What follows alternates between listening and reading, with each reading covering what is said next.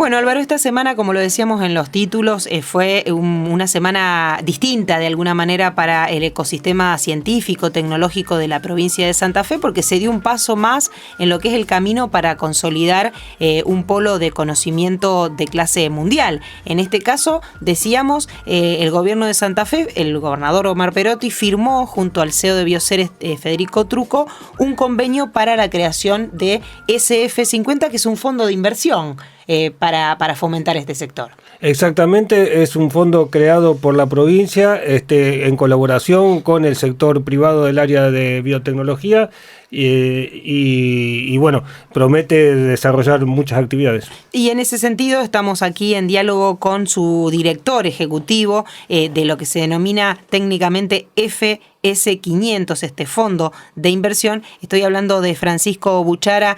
Buenas tardes, buenos días, Francisco. Álvaro Terrible y Sandra Sicaré te saludan.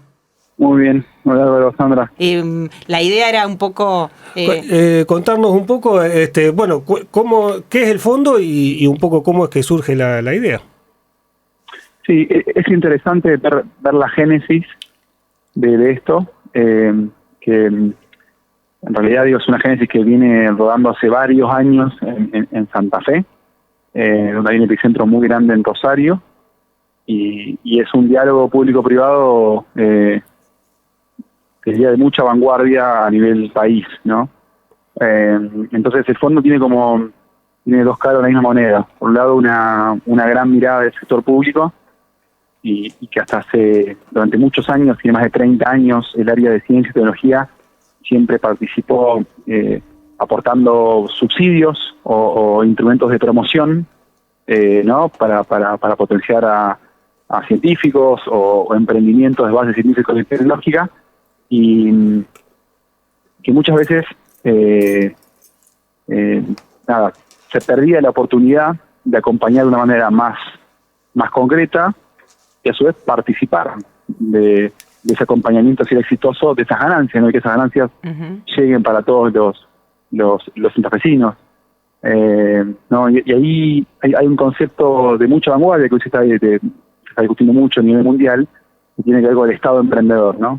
El Entrepreneurial State, un libro muy interesante de Maya Mazzucato, donde básicamente pone al Estado como un rol gran ordenador a la hora de dirigir las innovaciones y hacia dónde hay que ir, ¿no? Y siempre se piensa el Estado como un Estado lento, bobo, a veces también se usa esa palabra, que no puede innovar y que innova solamente el privado, ¿no? Entonces, acá hay un primer punto que es interesante, que es un entendimiento del lado privado de que el Estado tiene un rol importante y no es que el Estado es lento, sino que el Estado puede y debe participar de la innovación, ¿no?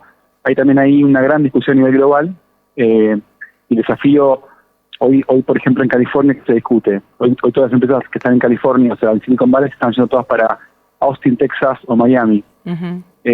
Básicamente por un tema de impuestos y por COVID y otras tendencias, pero bueno, se está quedando sin empresas que pagan impuestos, ¿no? Entonces, un poco la tesis que se plantea hoy en California es: ¿qué hubiese pasado si el Estado de California hace 25 años atrás, que realmente puso mucho esfuerzo de todos los californianos, se hubiese quedado con un pedacito de acciones por todo lo que invirtió y puso de Apple, de Tesla, de Google?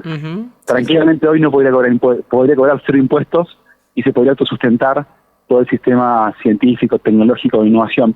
Acá es un poco lo mismo. Hay una tendencia a nivel Argentina de ver cómo se gasta más presupuesto en ciencia y tecnología, y ahora cuando uno ve el presupuesto de la provincia de Santa Fe y de todas las provincias, te encontrás con que se incrementó mucho el gasto en alimentos, por lo que generó la pandemia, mucho gasto en salud, mucho gasto en seguridad, y es muy difícil que se cumplan esas metas que se ponen en todas las leyes que hay en todas las provincias y a nivel nacional, de ir incrementando un porcentaje de presupuesto en ciencia y tecnología para los futuros años. Entonces, un poco la idea de esto es generar otros instrumentos donde uno garantice que a futuro la provincia va a contar con presupuesto multiplicado, porque este fondo le va a dar un retorno de 5 o 6 veces lo que se ponga más adelante, ¿no? Y que no es un problema ese, ¿no? Esa es la cara de la provincia, la cara del privado, todo este sector científico-tecnológico y una gran agenda pública, y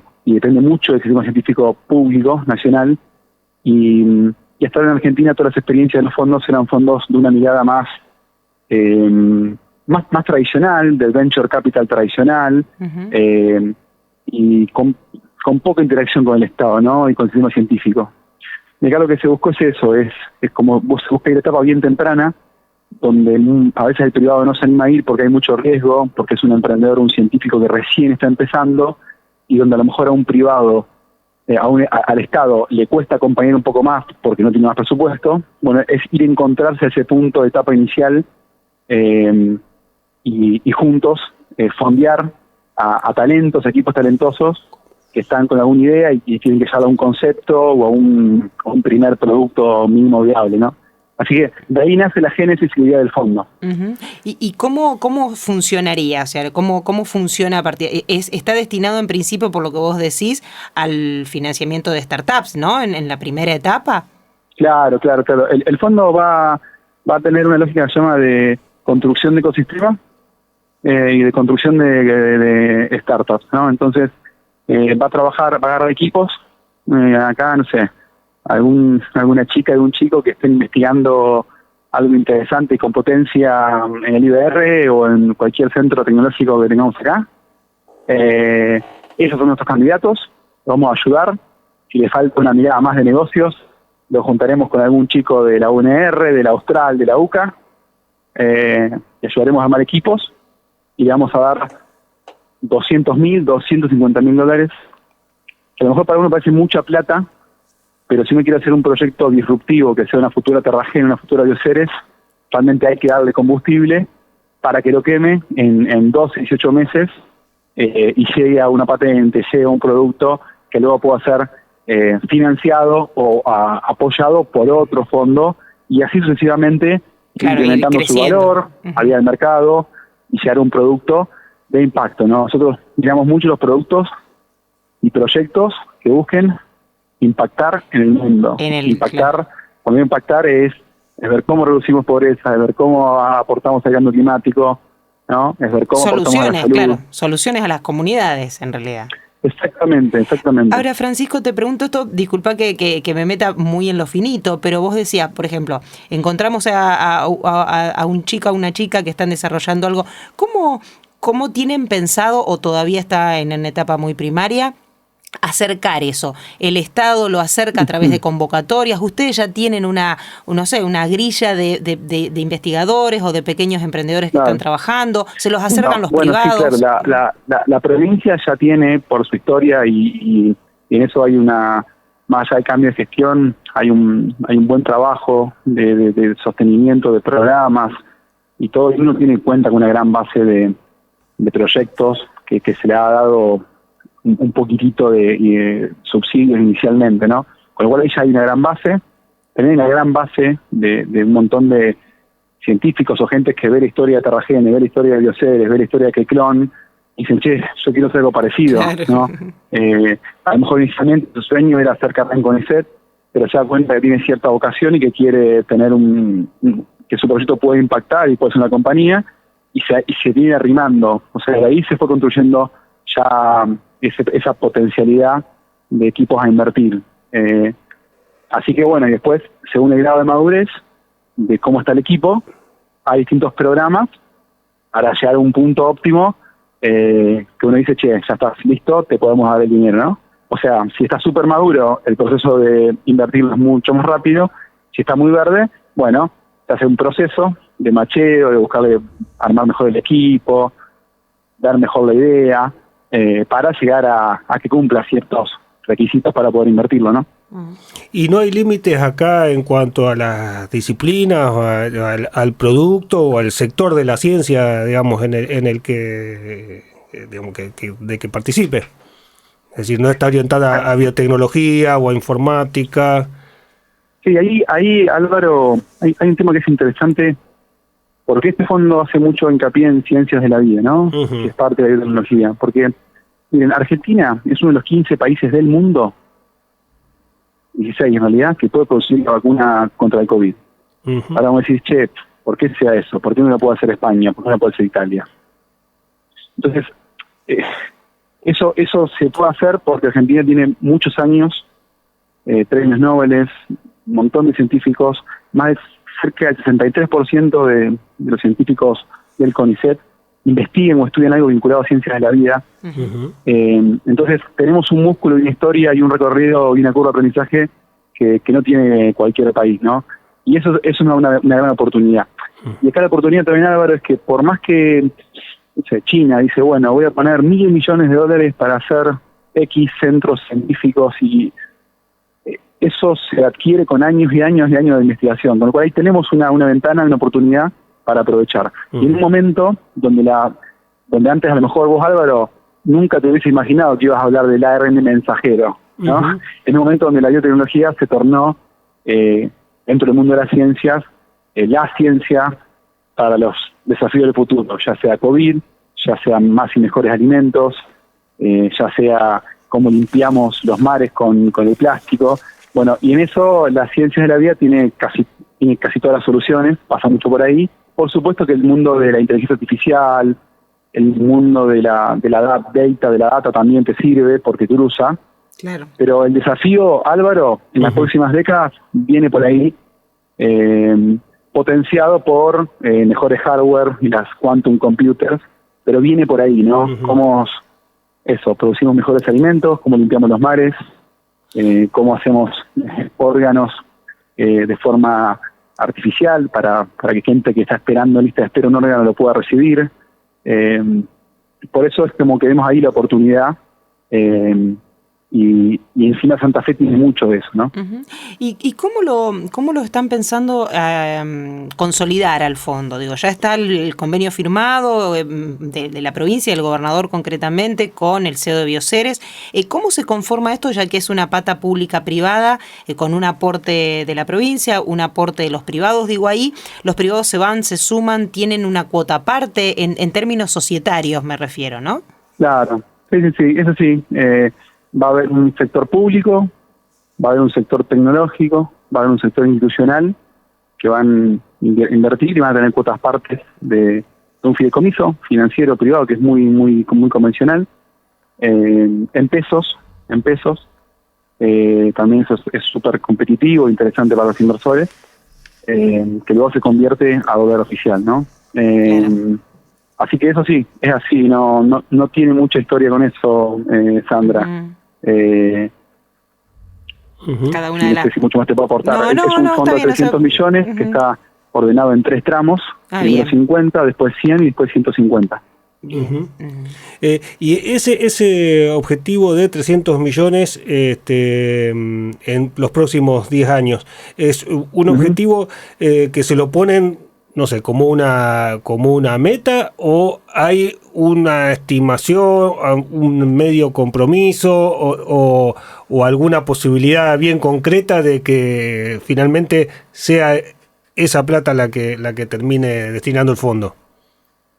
No, mira, la parte interesante ahora es que en Argentina, cuando hay una buena idea con equipo detrás y cierta lógica, la plata aparece más rápido que uno cree, con lo cual, de hecho, la plata no es un problema de este proyecto. De hecho, podría haber sido más grande. El desafío acá es ver cómo no trabajamos con estos equipos de talento que hay que salir a apoyar, ¿no? Y nosotros, bueno, tenemos ciertas estadísticas de cómo está hoy el mundo del capital semilla, cuáles son los números, y como te decía, esta lógica de construcción de ecosistema, apuntamos a incrementar lo que se conoce el deal flow, ¿no? Que son la cantidad de proyectos invertibles, equipos invertibles.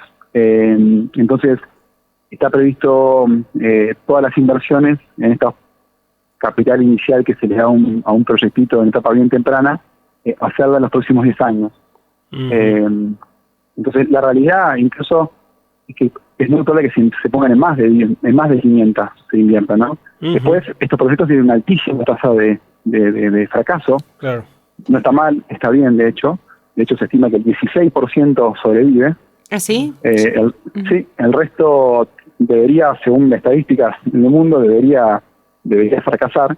Pero ese fracaso no es que se pierde, de hecho ahí está lo interesante del volumen, porque los otros fondos parecidos que en Argentina son muy pequeñitos, pero a lo mejor trabajan con 5 o 6 proyectos, hacen que la tasa de fracaso sea más chiquitita, pero están acotados a 5 proyectos por año, o 4, o 10, pero es otro modelo. Este modelo busca muchísimos porque quiere generar este gran cambio y esta gran construcción.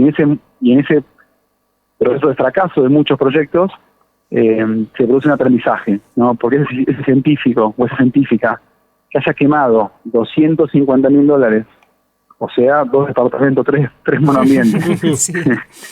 Claro. va a aprender mucho, ¿no? Va a aprender mucho. Y seguramente esa patente se puede reciclar y combinar con otro proyecto que fracasó y de ahí surgir otra cosa. Y piensen que si uno de esos proyectos, vamos a suponer que de los más de 500 que se inviertan, no sé, haya 10, 12, ni siquiera mucho menos porcentaje, que se convierten en bioseres o en Claro. terragenes, ya eso repaga todo el proyecto, ¿no? Claro. Porque hoy piensan que, no sé cuánto vale terragene, pero bioseres como cotizan en bolsa uno puede saber que está entre 600 y $700.000, ¿no? Y va camino a un unicornio, millones de dólares, ¿no? Con lo cual digo, con que de todos esos, alguno de ellos combinados logre superar a bioseres o a terragenes, como se decía ayer, me pareció muy interesante y muy humilde de los CEOs que estaban ayer, ya hace mucho sentido todo esto, ¿no? También hay en realidad, Sandra y Álvaro, que nuestras empresas santafesinas, las tradicionales que uno conoce, las históricas, en el sector fiambre, en el sector lácteo, se encuentran en un enorme desafío, ¿no? Porque el mundo está cambiando ciertos hábitos de consumo. Entonces también debo tener esa capacidad, y un poco también el pedido del gobernador, de ver cómo generamos y facilitamos al nacimiento de las futuras empresas santafesinas de los próximos 50 años, 100 años, ¿no? Claro. Con lo cual ahí también tiene un enorme desafío y de gran impacto en la comunidad, que a lo mejor a uno inicialmente lo ve como un puesto medio lejano, pero tiene una gran mirada estratégica para el futuro de la provincia. Me llamó la atención, o recuerdo que este lunes cuando estaban participando del acto en el CONICET, junto con el ministro de Ciencia y Tecnología, el gobernador habló de que este sector va a ser en algún tiempo, que no se sabe cuánto, el sector que más facture en la provincia de Santa Fe. ¿Crees que esto es posible? Y sí, porque... Y piénsenlo por este lado, Álvaro y Sandra. Piensen el esfuerzo millonario que hay que hacer para poder incrementar el nivel de exportación, por ejemplo, de los puertos nuestros, ¿no? Los 34 puertos que tiene la provincia de Santa Fe. Para aumentar un poquitito, que es un esfuerzo enorme de dragado, de sincronización logístico, de ver con los sindicatos de cada... O sea, es infernal ver cómo está el dólar, ver tantos... En cambio, estos sectores están como ajenos a este contexto real que tiene la Argentina, ¿no? Entonces, a lo mejor, no sé, los chicos del microma que estaban ayer, están haciendo un hongo, que ese hongo reemplaza el colorante. El colorante que consumimos todos en cualquier comida que comemos está a base química, a base de petróleo. Bueno, si estos chicos, con su patente, con su colorante que lo hace un hongo que es natural, o sea, logran penetrar en las principales compañías del mundo que van hacia eso, van a exportar esos honguitos a todo el mundo. Claro. O producirlos en todo el mundo, y eso es mucho más simple que mandar 1000 Panamax o 3400 como se mandan desde acá a los barcos, ¿no? Entonces, ahí está la novedad también, ¿no? Entonces, y ese gramo, ese kilo de esos hongos vale varios de camiones que llegan al puerto. Entonces, de vuelta, no es una cosa o la otra, sino es ver cómo nosotros, al desafío que tiene el país y la provincia, generamos soluciones o alternativas, más riesgosas por supuesto, pero que nos hagan salir, como dice uno, por la ventana o por arriba, ¿no? Claro. Nuestro problema. Y al mismo tiempo atraiga talento, lo retenga, porque hay una realidad hoy. Hoy un chico, yo tengo 33, ¿no? Pero tengo 2 hermanos que viven fuera del país. Más chico que yo, ¿no?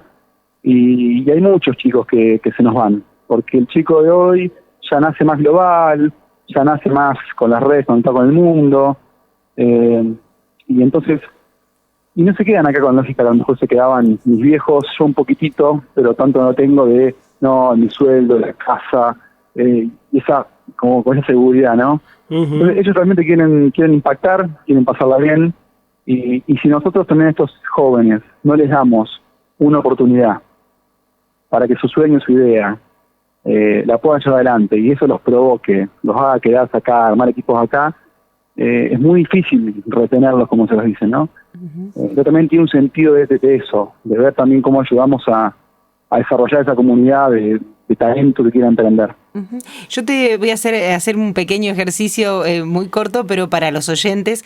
Vos recién mencionabas el tema de estos chicos que están desarrollando este hongo para generar un colorante natural que se usa en toda la industria en general. ¿Qué otros proyectos de estas características podemos contarle a los oyentes que cuando piensan en todo esto, a lo mejor uno le pone un título muy grandilocuente, pero se trata de cosas como estas que inciden totalmente en la vida cotidiana? ¿Qué otros te pueden llamar la atención o nos podés contar? Bueno, por ejemplo, no sé, tenés proyectos son bastante raros, pero que te impactan. Por ejemplo, uno cuando toma leche de vaca es 88% agua, es un 4 o 5% lactosa, y el resto es grasas y proteínas, que es lo que realmente te potencia. Bueno, entonces desarrollando un proceso mediante el cual encapsulan las grasas para que la leche tenga más grasa. Cuando tomes la leche esa, te ayude mejor y reemplaces, por ejemplo, un producto que hoy se usa, que es un jabón químico, que se produce químicamente, o sea, que libera mucho dióxido de carbono, y esto no. Esto captura carbono. Entonces, son soluciones donde, por ejemplo, le pego a la alimentación, porque voy a consumir alimento que me aporta más nutrición, y al mismo tiempo bajo la huella de carbono, ¿no? Claro. Ese, por ejemplo, puede ser uno. Después, no sé, hay un montón. Ahora, hace poquito, hay uno que se llama Casper, que hace un test rápido, como el de COVID, un test rápido para el dengue. Claro. ¿No? Y ellos lo compró Amazon, por ejemplo.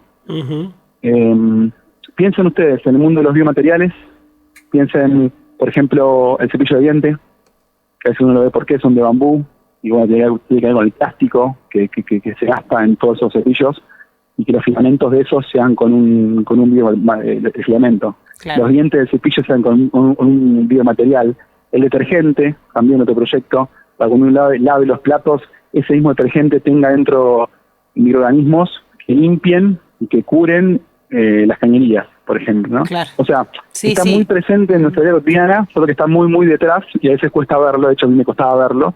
Pero créanme que está en un montón de lados que uno pasa desapercibido, ¿no? Claro, por eso te lo preguntaba, ¿no? Porque uno a veces imagina todas estas cuestiones y después cuando las lleva a la vida cotidiana son soluciones concretas a las necesidades de la sociedad, ¿no? De la población, y con tanta conciencia en este punto ambiental, de mejoramiento del menor uso o sacar la huella de carbono, digo, de alguna manera menor uso de químicos, ¿no? Así que sí, por eso te pedí un poco ese ejercicio, pero gracias por contarnos. Y bueno, Francisco, esperamos realmente que este proyecto, esta iniciativa, la creación de este fondo sea realmente lo que ustedes están planeando, y sea la formación de este ecosistema y mucho más para la provincia de Santa Fe, por todos los beneficios que nos contaste. Te agradecemos mucho esta comunicación aquí con nosotros.